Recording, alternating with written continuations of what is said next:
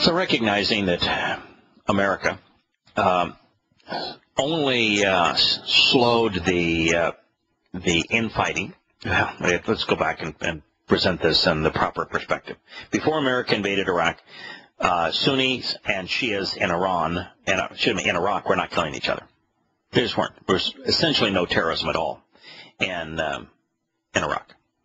America invades. At that point, there is very little terrorism between Sunnis and Shias in Iraq. Why? Because the Americans were there and they had fresh meat. They could go kill the invading infidel, and so both the Shias and the Sunnis were equally vicious. In fact, there was a significant period of time where the Shia militias were most responsible for American death. And they even played a role in Fallujah, even though Fallujah is a Sunni town. So if your idea is you're going to keep a lid on Sunni Shiite fighting and killing because, we provided a distraction. They stopped hunting each other because we provide them something that they preferred hunting together. I guess it was a sign of togetherness, but it's not so good when the target is your sons and daughters. Well, then we decided that since we had empowered a Shiite government and we had provided them with $25 billion worth of weapons, that maybe we had a problem here. And so we came up with the brainchild of the Awakening program, where during the surge we provided less caliber, less effective weapons, but a lot of them, typically assault rifles, to the Sunnis. And so now when we left, who were they going to kill? We had armed both sides. They hate each other. There was no longer a unified target, and so they started killing each other. Gee. And how was that not predictable? And there was a period of time where we actually ignited a civil war between the two while Americans were there, but because Americans decided we're just going to hunker down on our bases. We're going to be there, but we're not going to play. And so they couldn't kill Americans, and so they started killing one another even then. Then there was a period of time during the Awakening program, kind of interesting, when the Americans were arming the Sunnis, which then became the impetus for the Syrian civil war and for what we're witnessing right now in the fall of Fallujah, is that the Shiite militias, which were in charge of the government, they recognized that Americans were providing them, the Shiites, with not only $25 billion worth of weapons, but $25 billion worth of training on how to use those weapons. This was a godsend. And at the same time, the Americans were viewing the Sunnis, because they were more related to al-Qaeda, because al-Qaeda is a Sunni organization, not a Shiite organization, that they were putting the Sunnis down. And so, man, that was absolutely spectacular for the Shiites. They stopped killing Americans. They said, why kill them? They're not only giving us the country, they're providing us with an army.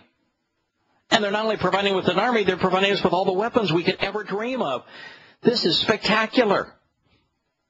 And they stopped killing Americans.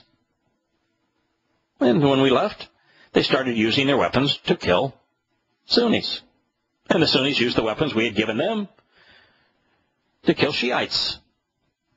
Why was any of this hard to understand?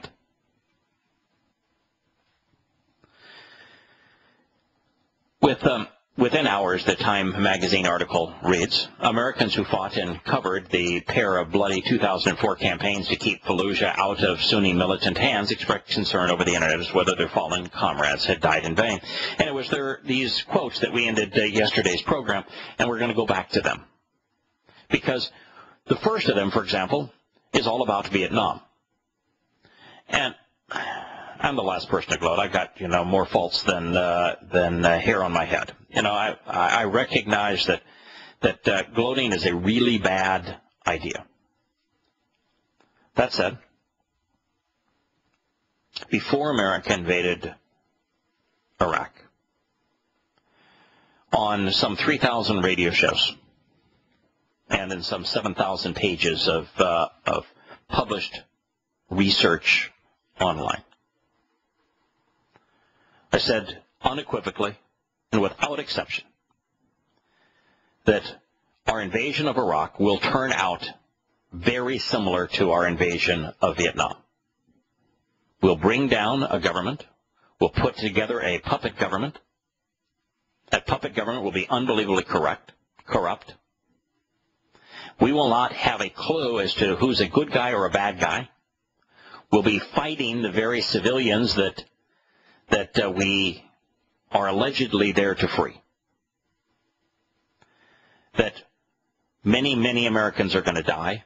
They're going to be destroyed mentally. They'll come back committing suicide because of the fact that it is such a savage environment where it is obvious that there's no way to win, that it does not matter how long we're there, that we will leave it worse than we found it.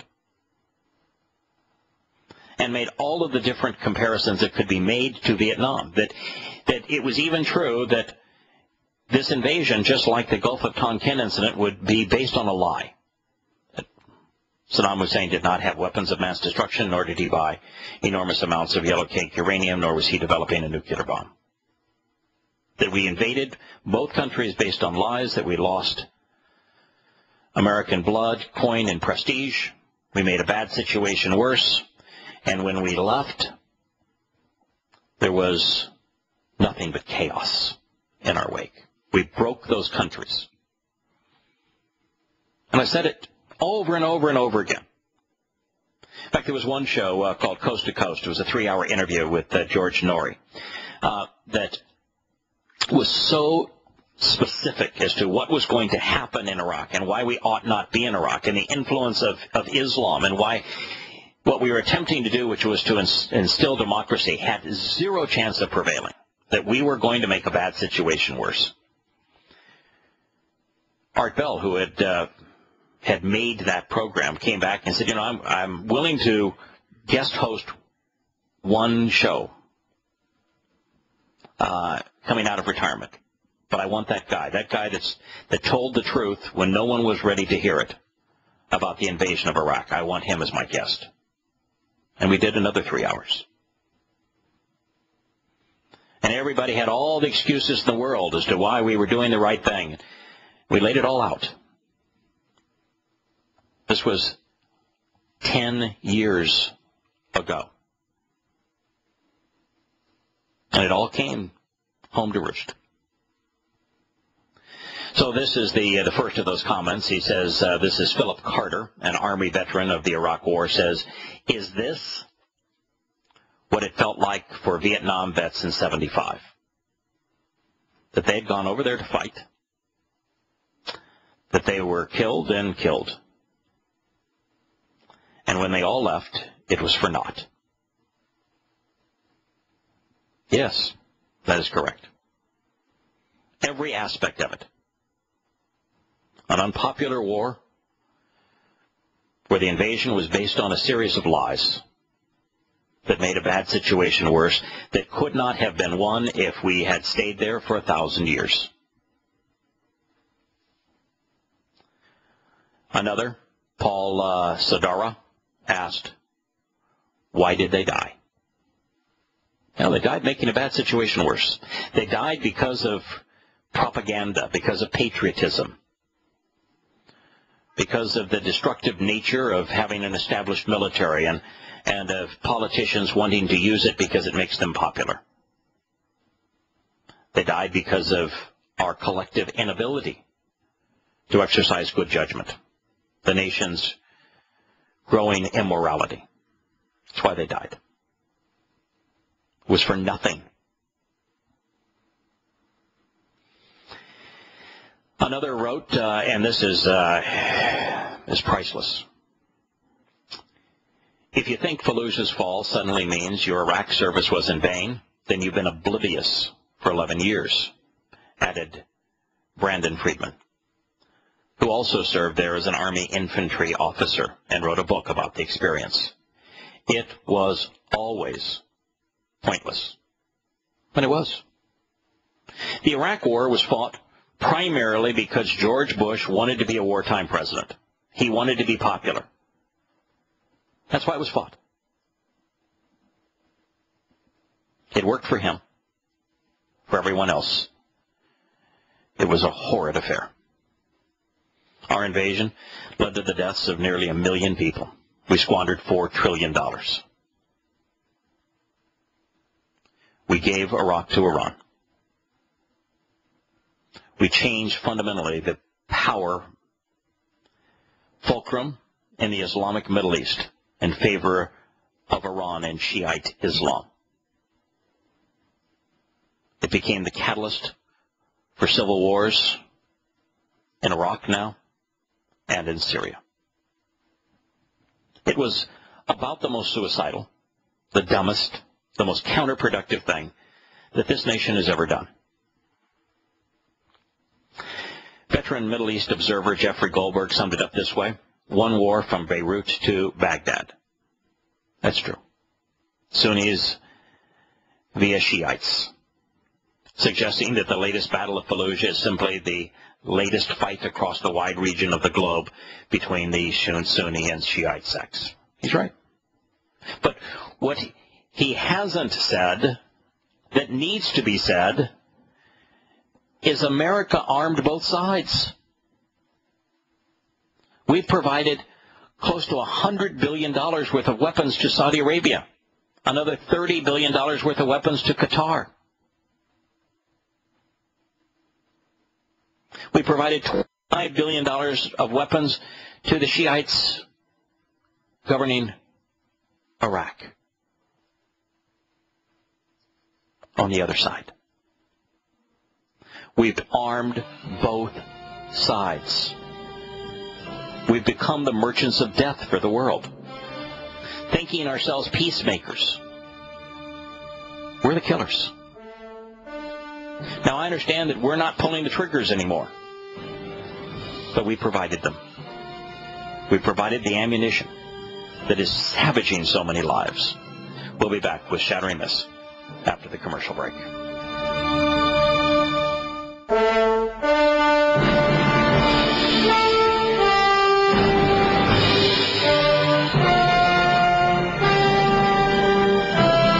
The Time magazine article, and by the way, you are encouraged to call if you'd like to take exception with anything that we're saying here, or even to add to it. 877-300-7645.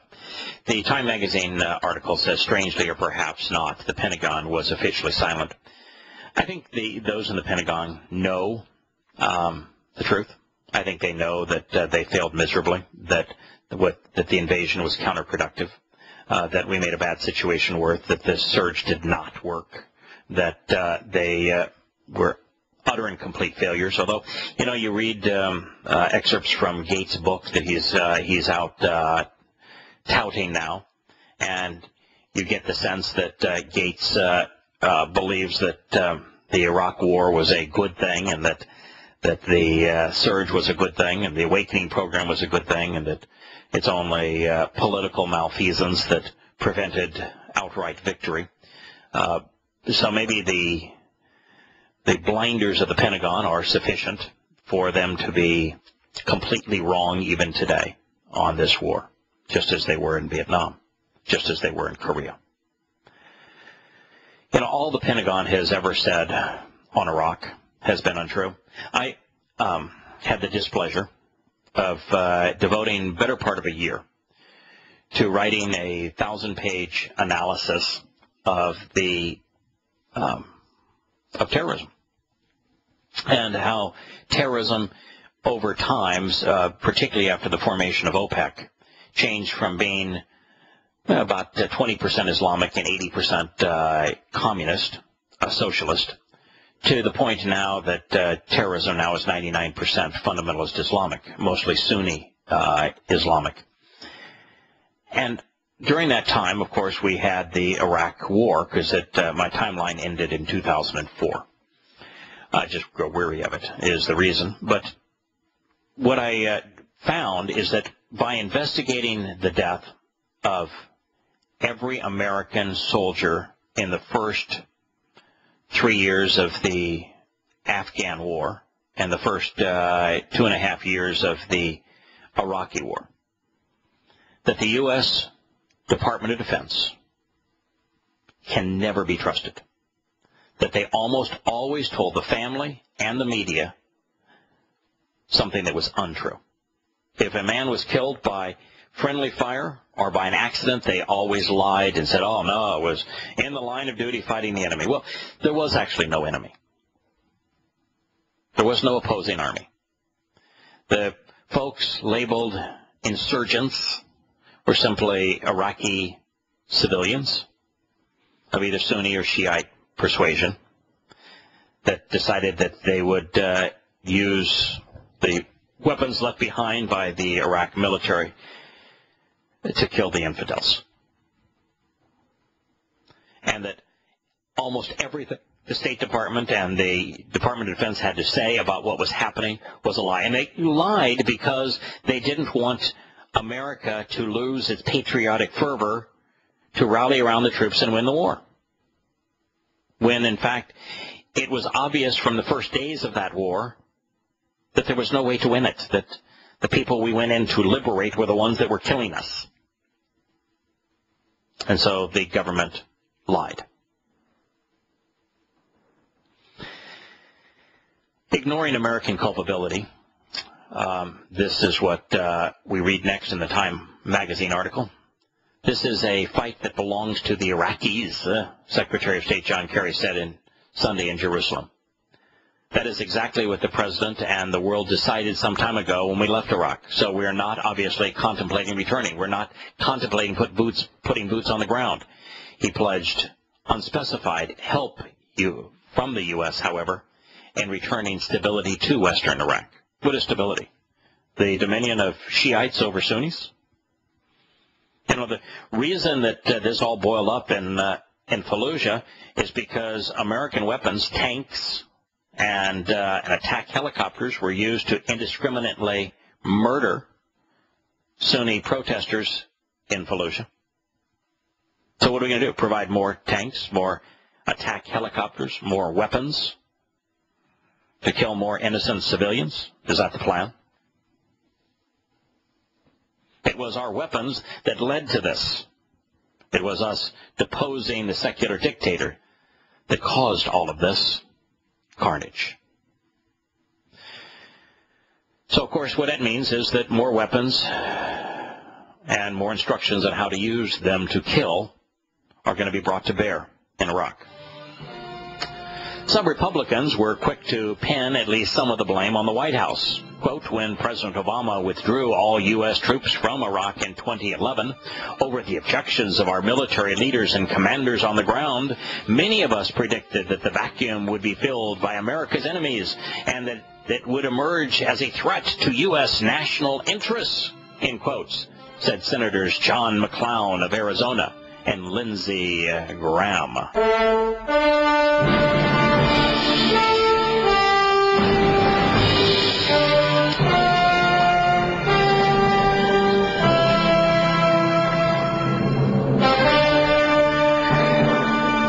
So this was the joint statement by Senators John McClown and Lindsey Graham. When President Obama withdrew all U.S. forces from Iraq in 2011 over the objections of our military leaders and commanders on the ground. Now, before I go further, Obama, to his credit, campaigned on ending both the Iraqi and Afghanistan war. It was obvious that we were losing those wars. There was no chance to prevail, and he campaigned on ending those wars. Now, he did one of the two, didn't do the other. Second of all, the timing of the withdrawal was actually set by George W. Bush. The 2011 withdrawal timing was set by Bush 2 years before he left office. The timing was coordinated with the military commanders, so it was not against the objections of the military leaders and commanders on the ground. That was also untrue. Now, it is true that that if you're a military officer, I mean, nothing is better for your career than war. And so they, given an opportunity to be in combat, that's what they want. They love it. That's how they get promoted. They make more money, and you get promoted more rapidly if you're in combat. So yeah, the guys on the ground, let's fight. It's good for their careers. That's what they want. And then he said, many of us predicted that the vacuum would be filled by America's enemies. No. No vacuum. John McClown. No vacuum. What you did is you deposed a secular dictator that kept a tight control over that country and made certain that country was an enemy of Iran, and you replaced it, not with a vacuum, but with a government controlled entirely by the Grand Ayatollah al-Sistani that made Iraq Iran West. No vacuum. Total stupidity. And as a result of doing that and of arming both sides, the Sunnis and the Shia, now you have a civil war. Ultimately predictable. Yes, what you predicted was wrong. What I predicted was right.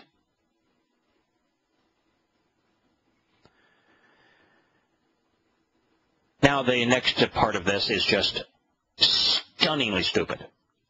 That this vacuum was filled by America's enemies and would emerge as a threat to U.S. national security interests. That is the lie that is used to justify American malfeasance militarily around the globe.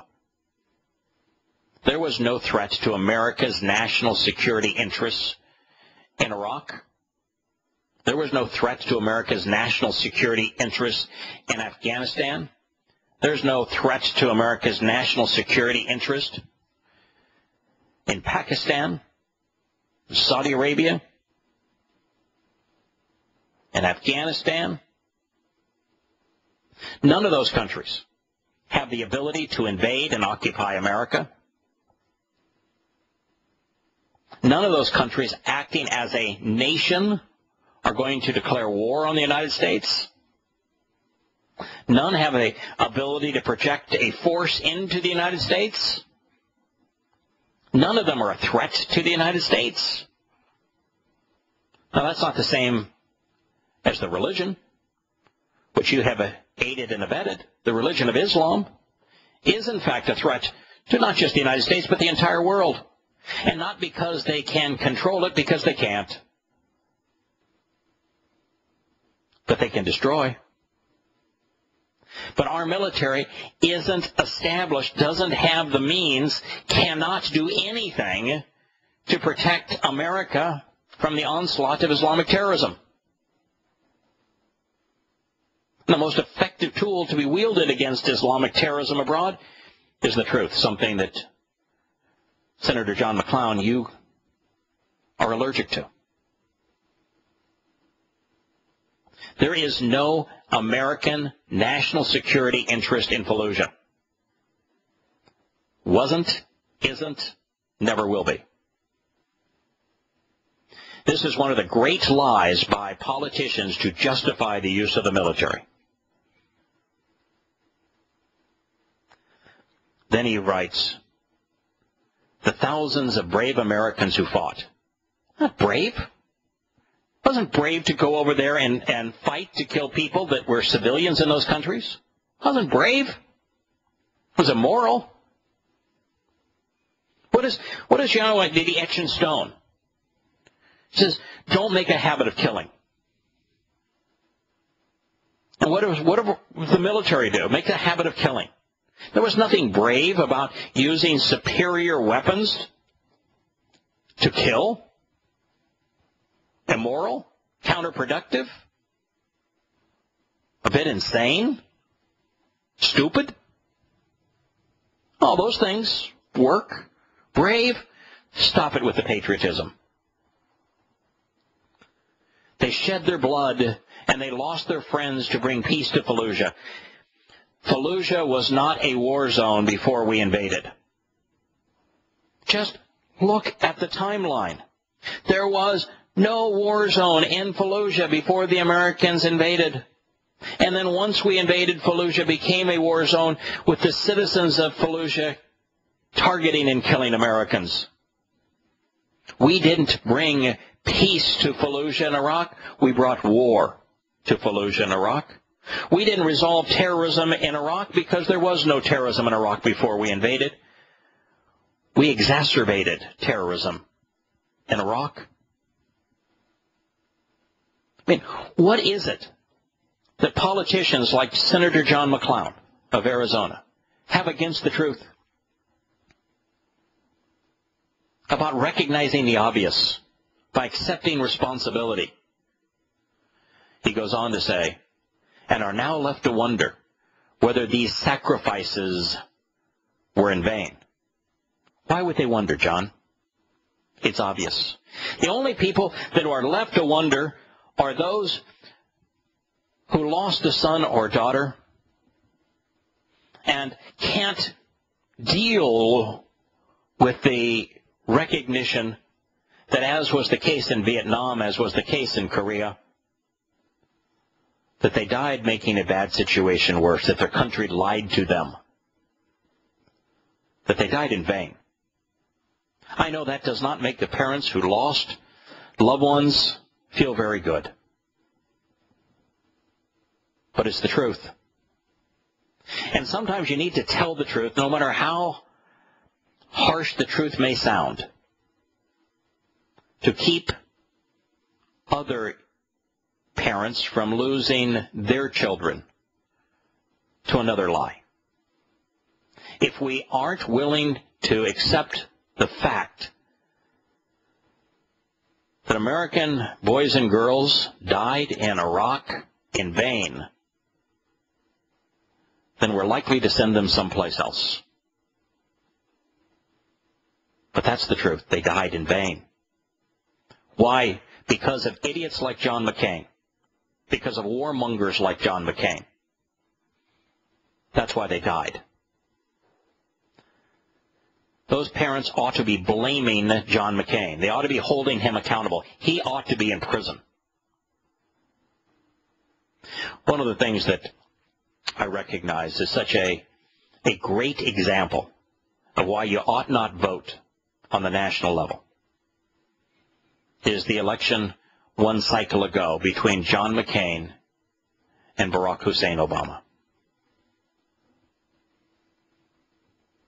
Now, if that was not an election between the greater of two evils, I don't know what was. Can you imagine if we had elected John McCain, the condition of the world? We'd be involved in World War III in Syria right now. We would have engaged in the war in Libya with troops on the ground. We'd still have America's troops dying in Iraq, and we'd have a much larger and more aggressive presence in Afghanistan, making 1,000 more enemies for every one we kill. Imagine that. Yes, Obama has been a disaster in every imaginable way. But John McCain would have been worse. No sane and informed individual is wondering whether or not they died in vain. John, as a result of your mistakes in judgment, they died making a bad situation infinitely worse, ultimately making America vastly more vulnerable because of what it did, not only to Iran, empowering Iran, but creating the proxy war in Syria that has world powers, China and Russia, now opposed to the United States over Syria. And the longer the U.S. remains stuck in a losing proposition, the worse it becomes, just as is the case of Afghanistan, just as the case of Vietnam. The Time magazine article continues, outsiders, including Saddam Hussein, have always had trouble dealing with the restive city of 200,000. It's not true. Saddam Hussein wasn't an outsider. He's Sunni. He didn't have trouble with Fallujah. America did. And now the Shiite government does. The opposite, of course, is true. Fallujah was not one of Saddam's problems. He struggled with the Kurds and the Shias because both aided and abetted Iran. This Time article goes on to say, and foreign militaries have done no better. What foreign military has been in Fallujah other than the Americans? One reason is bombs during the 1991 Gulf War intended to take out a bridge over the Euphrates, took out a market instead, killing about 100 civilians. Well, that was the least of our problems. The bigger problems were that when America invaded Iraq, we used cluster bombs. We killed tens of thousands of Iraqi citizens. And there was no place where America's military was more ruthless against the civilian population than Fallujah, which is why the Fallujah population desecrated those two aid workers, hanging them from a bridge in effigy while tens of thousands of people chanted and looked on, poking them. Fallujah is indicative of Sunni Islam rising up against the new elevated status of Shiite Islam. It's a mess we made, John, and there's no way to resolve it now.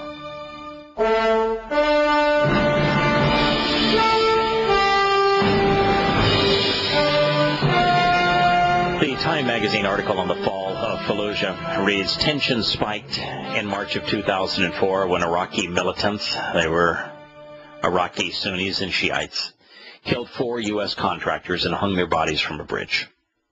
That sparked 2 2004 battles for Fallujah, during which about 100 U.S. troops were killed before the U.S.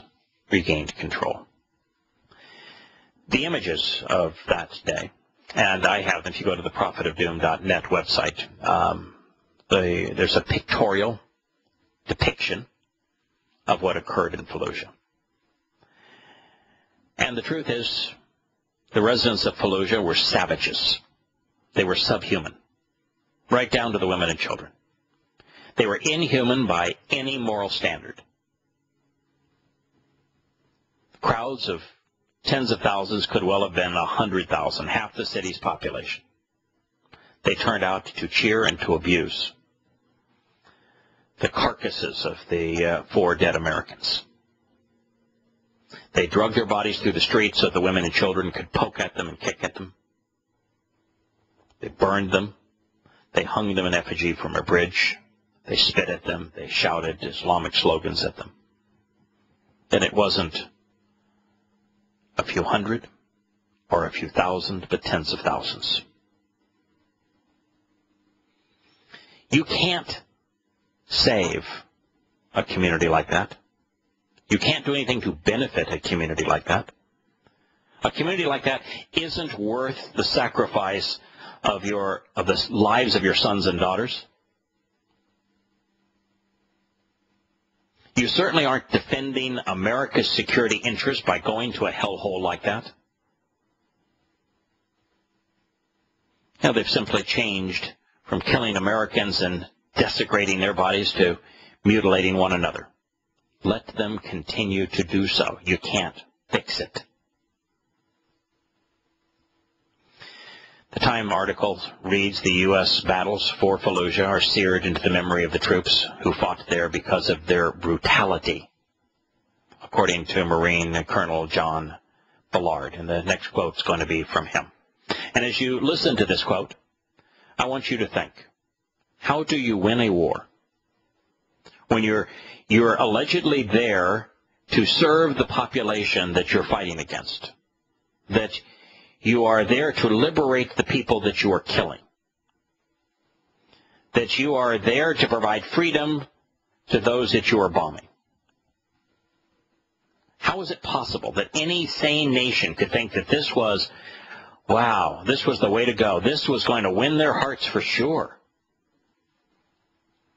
Marine Colonel John Ballard said, the fighting in Fallujah was up close, vicious, unpredictable, and very manpower intense. Some buildings in the city were cleared multiple times. The tank was used often and with telling effect.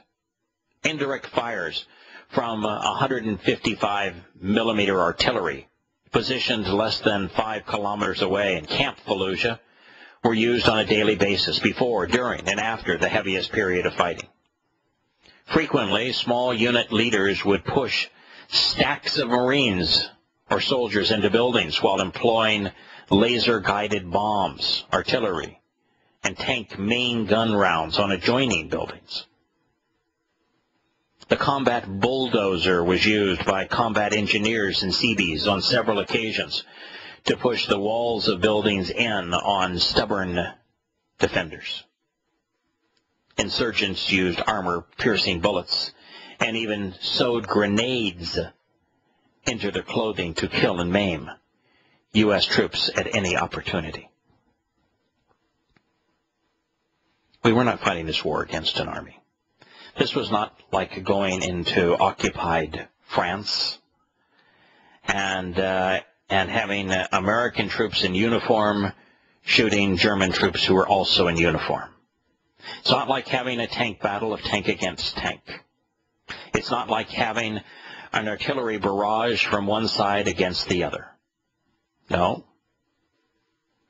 We had an artillery barrage against a civilian community, a city of 200,000 people. We fired our tanks into buildings that were occupied by civilians. They had no tanks to fire back. They had no artillery to fire back. We bulldozed buildings filled with civilians down, right around, on top of those in them. We would use our military to empty a building of civilians and have the civilians reoccupy it. And we wonder why those civilians were vicious, why they killed us, why they did not want us there. Stunning that we would behave in this way